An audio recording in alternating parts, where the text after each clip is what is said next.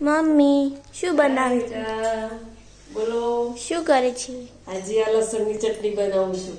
જો મગ બનાવી દીધા છે, લોટ બાંધી દીધો છે, હવે ચટણી જોડે બનાવી દઈએ એટલે ફટાફટ જમવાનું, પછી રોટલી બાકી રહેશે. લસણની કઢીને થોડી થોડી અહીંયા મિક્સરમાં પણ કરી શકાય, પણ આ રીતના કરીએ તો સરસ ટેસ્ટી લાગે છે.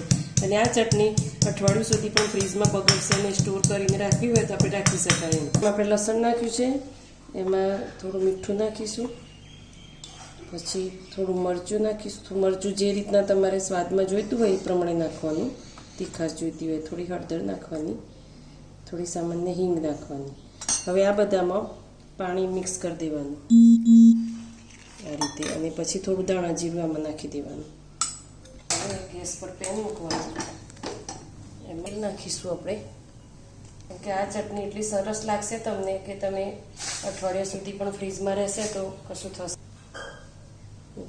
હવે તેલ ગરમ થાય એટલે થોડું જીરું નાખવાનું છે, અને જીરુંથી થોડી હિંગ નાખવાની છે, અને પછી ચટણી એમાં ઉમેરી દેવાની છે. સતત હલાવતા રહેવાનું છે જ્યાં સુધી કચ ના થઈ જાય ને ત્યાં સુધી.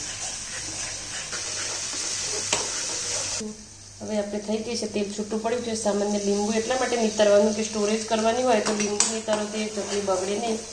તમારે એક દિવસમાં પૂરી કરવાની હોય તો આમાં દહીં પણ નાખી શકાય. તૈયાર છે આપણી લસણની ટેસ્ટી એકદમ યુનિક એવી ચટણી. જો રેસીપી પસંદ આવે તો લાઈક શેર જરૂર કરજો.